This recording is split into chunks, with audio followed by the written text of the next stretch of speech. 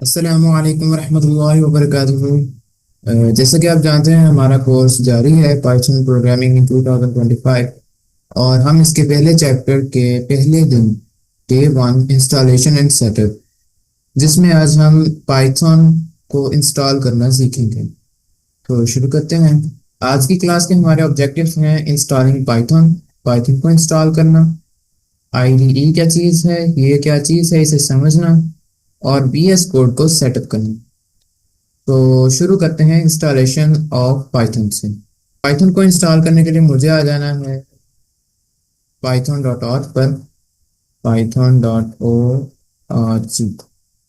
यहाँ पर जाने के बाद मुझे डाउनलोड्स के सेक्शन पे जाना है और ये येलो कलर का बटन डाउनलोड पाइथन 3.13.5 या जो भी आपके लेटेस्ट वर्जन है उसको डाउनलोड कर लेना है।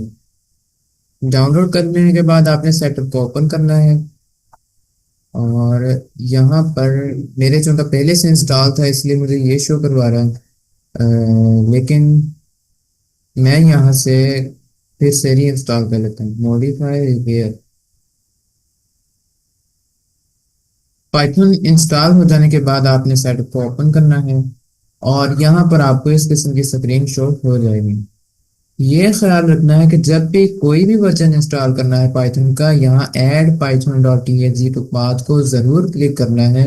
इसके बगैर आप CLI यानी कमांड लाइन इंटरफेस, यानी कि आप सॉफ्टवेयर के अलावा अगर आप कमांड के ज़रिए से पाइथन एक्सेस करते हैं तो आप नहीं कर पाएंगे। इसको चेक करने से आप कर पाएंगे, लिहाजा इसको हमेशा चेक कर देना है। फिर इंस्टॉल नाउ और आपका ये इंस्टॉल हो जाएगा।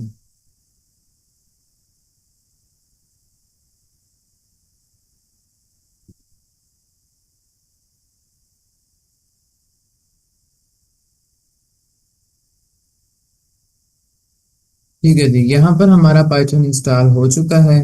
यहाँ से क्लिक करेंगे क्लोज और विंडोज के आइकन पे क्लिक करके cmd टाइप करना है, जिससे आपका कमांड प्रॉम्प्ट ओपन हो जाएगा।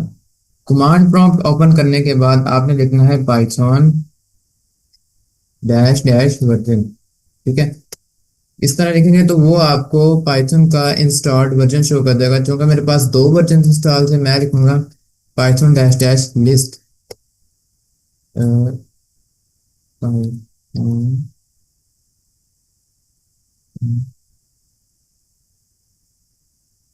3.13। यानी कि इस कमांड में मैंने यहाँ पे पाइथन कॉल किया है पाई, कि पाइथन को यूज करते हुए इस वर्जन को यूज करना और वर्जन बताना है। ऑब्वियसली मुझे पता था कि वर्जन क्या है, लेकिन मैंने आपको शो करवाने के लिए कि पाइथन इस CLI में, इसको CLI बोलते हैं, कैसे काम करता है।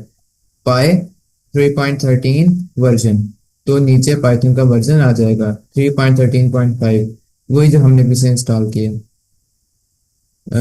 अच्छा,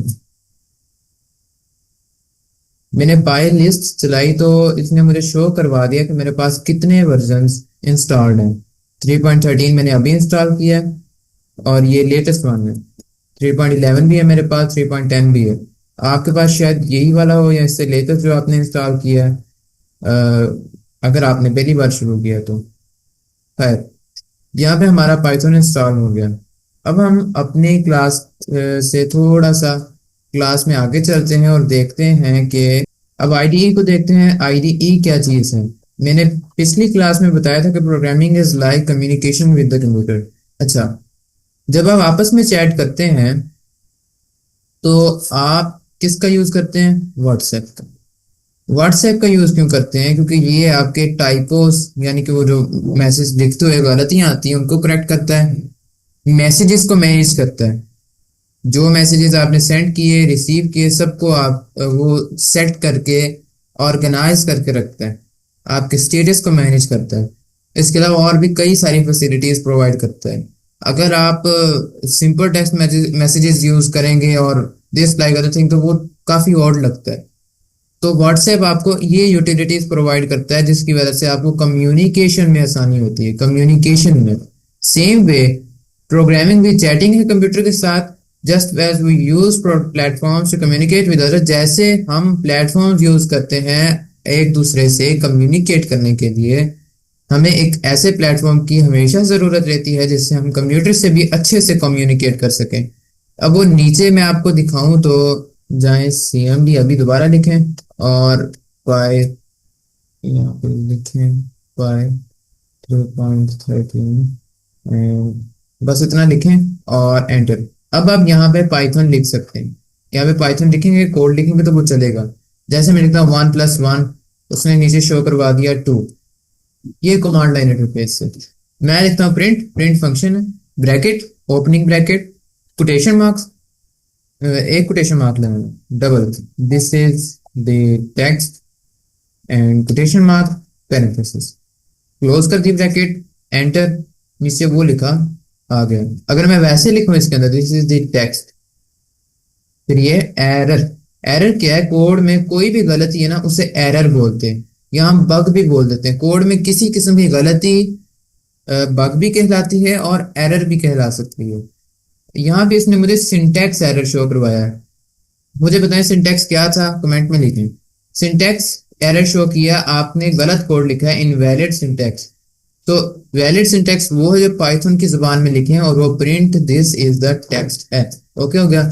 नंबर्स में अंदर कोई ऐसी नहीं है, आप जैसे मर्जी लिखें वो उसने हल करके दे देना है। ये अभी हमने यहाँ पे चलाई है जितनी भी, वो सारी पाइथन है। हमने यहाँ पे पाइथन को यूज किया है, लेकिन ये कोई इतना इंटरेक्टिव नहीं है। ये ऐसे जैसे कॉपी पेंसिल पे कोड करना जैसे हम स्कूल में करते हैं है। ये कोई इतना इंटरेक्टिव नहीं है, अट्रैक्टिव नहीं है। तो इसको अट्रैक्टिव बनाने के लिए हम यूज करते हैं इंटीग्रेटेड डेवलपमेंट इन्वायरमेंट्स या IDEs का। और ये याद रखें कि इनका मकसद सिर्फ इंटरेक्टिव बनाना नहीं होता, बल्कि इनका और भी कई सारी यूटिलिटीज हैं जो CLI यानी कमांड लाइन इंटरफेस में हमें नहीं मिलती। सो इंटीग्रेटेड डेवलपमेंट इन्वायरमेंट या IDE इन प्रोग्रामिंग करेक्ट एरर्स। एरर्स मैंने अभी बताया गलतियां, कोड के अंदर जो भी गलतियां वो एरर्स हैं, उनको करेक्ट करने में मदद देता है करेक्ट एरर्स। मैनेजेस प्रोग्राम, आपके प्रोग्राम जितने भी लिखे हैं उनको ऑर्गेनाइज करके रखेगा, मैनेज करके रखेगा। डीबगिंग, एरर्स को बग भी बोल देते हैं। तो डीबग, डी माने नहीं, कमी या किसी चीज का खत्म करना किसी चीज को, तो बग और गिंग साथ। तो इसका मतलब हुआ गलतियां दुरुस्त करना, तलाश करना, बग्स को तलाश करना कोड में से उन्हें सही करना, वो डीबगिंग कहलाता है। ठीक है, कोड्स में से गलतियों को निकाल के उनको दुरुस्त करना डीबगिंग कहलाता है। अब ये जो इंटीग्रेटेड डेवलपमेंट एनवायरनमेंट, आपने गलत कोड लिख दिया ना तो उसने फौरन हाईलाइट कर देना, यार आपने गलत कोड लिखा है तो सही कर दो फौरन। तो ये इसकी फैसिलिटी है, ये इसका फायदा है। और लाइव इंटीग्रेशन, आपको साथ साथ कोड रन करके भी बताएगा, आपको साथ साथ कोड रन करके देगा। जैसे रन के बटन पे क्लिक किया, इसने चलाया कोड, नीचे आउटपुट शो करवा। इसके अलावा और भी काफी सारे फैसिलिटीज प्रोवाइड करते हैं। तो हम इसको डिफाइन कर सकते हैं, an IDE is a software application. ये एक सॉफ्टवेयर एप्लीकेशन होता है that provides a complete suite of development tools. जो डेवलपमेंट टूल्स यानी कि जो कोड लिखने के लिए जरूरी चीजें हैं, प्रोवाइड्स अ कंप्लीट सूट, एक ही जगह पर सारा कुछ मुहैया कर देता है। All with in a single interface, एक इंटरफेस में सब कुछ मुहैया कर देता है जो कोड लिखने के लिए जरूरी है। अच्छा, अब जरा फेमस IDEs की बात करें तो वो VS कोड है, पाइचार्म, एटम एंड सबलाइम टेक्स्ट। ये वाला मेरा फेवरेट है। पाइचार्म वैसे पाइथन के लिए है, लेकिन ये इसके जो प्रो वर्जन हैं वो कुछ पेज भी हैं, फ्री वाले भी हैं, लेकिन मुझे कोई इसका इंटरफेस इतना अच्छा नहीं लगता। VS कोड सबसे बेस्ट है। एटम जो है ये हैवी बहुत है आप, और सबलाइम टेक्स्ट जो है पेड है। तो VS कोड विंस है और ये मेरा फेवरेट भी है। तो देखते हैं क्यों फेवरेट है। इसमें ऑटो कंप्लीट कैपेबिलिटी है। ऑटो कंप्लीट क्या चीज होता है? आपने हाफ वर्ड लिखा, नीचे उसने सजेशन में खुद ही शो कर दिया, यार आपका ये वर्ड तो नहीं है, मतलब आपका ये मतलब तो नहीं है। वो ऑटो कंप्लीट। आप सर्च कर रहे हो तो नीचे खुद ही शो करवा देता गूगल कि ये भी सर्च रिजल्ट मैच करता है, ये भी, ये भी। ये ऑटो कंप्लीट कहलाता है। डीबगिंग पावर, अभी मैंने डीबगिंग बताया, एरर तलाश करना VS कोड में सबसे बेस्ट है। ये साथ साथ हाईलाइट कर देते हैं। वेरी एक्सटेंसिव, इसकी एक्सटेंशंस बहुत है, एड ऑन बहुत है। आप इसमें hack to the core ability है इसकी, आप इसके अंदर तक जाके इसको अपने तरीके में ढाल सकते हैं। अप्रोप्रिएट स्पीड, इसकी स्पीड भी ठीक है। इजी टू यूज, आसानी से इस्तेमाल हो जाता है, आपको ज्यादा सीखना नहीं पड़ता। फुली फ्री, फिर ये फ्री भी है, ऑल टू ऑल, और ओपन सोर्स भी है। बस इसमें एक चीज है कि इसमें सेटअप चाहिए होता है। चलिए सेटअप देख लेते हैं कैसे करना है। तो सेटिंग अप वीएस कोड, सबसे पहले वीएस कोड को इंस्टॉल करेंगे। यहाँ पे लिखना है वीएस कोड और आपने अपने ओएस का नाम लिखना है। मेरा विंडो है, विंडोज 10 और डाउनलोड आ गया। जाना आपने code dot V S studio code dot com पे और डाउनलोड, और इस पेज पे जाके विंडोज़ यहाँ अपने ओएस को सिलेक्ट कर लेना है। मेरा विंडोज़ है और आपकी डाउनलोड अभी स्टार्ट हो जाएगी। मेरे पास वीएस कोड इंस्टॉल हो गया, मैं इसे इसका इंस्टॉलर ओपन करूंगा। इसका सेटअप इंस्टॉल करेंगे। I accept the agreement, next, create desktop icon, इनमें से जो क्लिक करना है ना करें ना करें आपकी मर्जी, फिर नेक्स्ट और इंस्टॉल। क्योंकि यहाँ पे हमारा विजुअल स्टूडियो कोड इंस्टॉल हो चुका है। आप launch Visual Studio Code check कर दें और फिनिश कर दें तो आपके सामने खुद ब खुद विजुअल स्टूडियो ओपन हो जाएगा।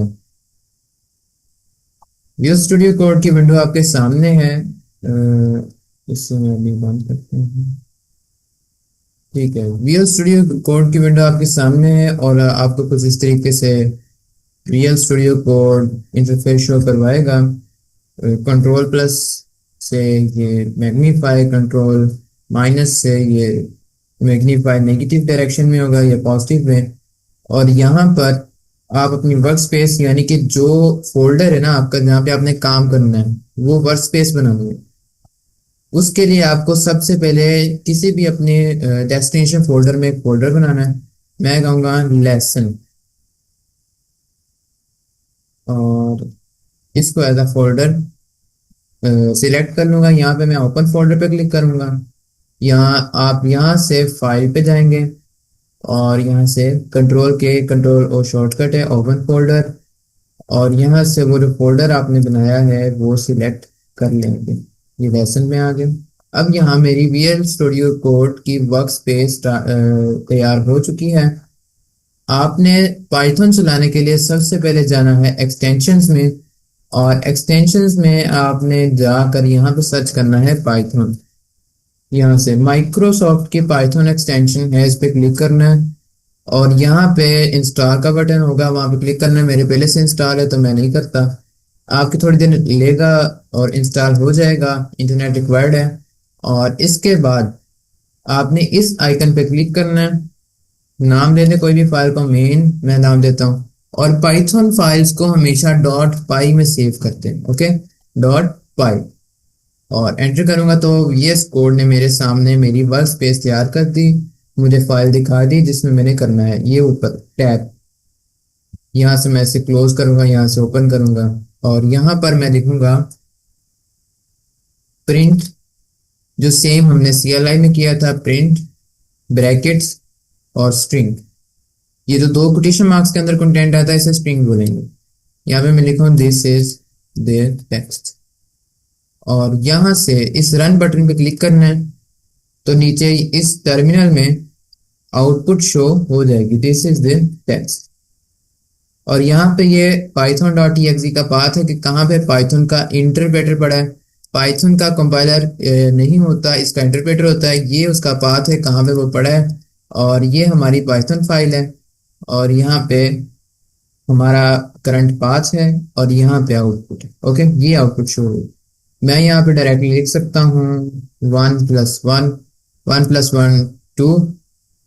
ओके, ठीक हो गया, हमने इंस्टॉल कर लिया है पाइथन को। अब जरा इसमें एक चीज देखते हैं। अच्छा, इसमें ना पाइथन में कुछ ऐसी स्टेटमेंट्स होती हैं जो कोड का हिस्सा नहीं होती लेकिन यहाँ पे लिखते हैं, उनको बोलते हैं कमेंट्स, और वो स्टार्ट होती हैं हैशटैग से। उनको कमेंट्स बोलते हैं और वो हैशटैग से स्टार्ट होती हैं। हैशटैग से जो स्टेटमेंट स्टार्ट होगी, डिफॉल्ट जो VS कोड की थीम है उसे ग्रीन शो करवाएगी। मैं यहाँ पे लिख सकता हूँ दिस इज द कमेंट। ये कमेंट्स कोड का हिस्सा नहीं होते, कोड चलाते नहीं है, कोड का हिस्सा नहीं होते, कोड में चलते नहीं है, इंटरप्रेट नहीं होते, बल्कि पाइथन का इंटरप्रेटर इन लाइन को इग्नोर कर देता है। ये इसलिए होता है कि अगर हमने 1000 लाइनों का कोड लिखा तो हर स्टेप पे हमने साल बाद देखना है एक एक स्टेप को, तो हमें तो नहीं याद होगा कि यार हमने किया क्या था। तो अगर हम ऊपर कमेंट्स दे दें तो हमें फिर जब हम दोबारा देखेंगे तो याद आ जाएगा कि यार हाँ इस लाइन में मैंने ये काम किया था। सो कमेंट्स का ये फायदा है, और ये कोड का हिस्सा नहीं होते और ये चलते भी नहीं है। यानी कि मैं इसको इस तरीके से लिख देता हूँ और चलाता हूँ तो नीचे कोई आउटपुट शो नहीं हुई, पाथ शो हो गए, पाइथन की कोई आउटपुट शो नहीं हुई। अगर मैं लिखूं print this is run able code और अब चलाऊं तो नीचे शो हो जाएगा दिस इज रनेबल कोड। लेकिन अगर मैं इसके स्टार्ट में हैशटैग लगा दूं जो कि इसे कमेंट बना देगा तो फिर काम नहीं चलेगा, फिर नहीं चलेगा कोड। ठीक हो गया। सो आज के लिए इतना काफी है। हमने पाइथन को इंस्टॉल किया, आईडीई को समझा, वीएस कोड को सेटअप किया। आपने अब कमेंट्स में लिखना है कि we have installed Python, we have setup up VS code.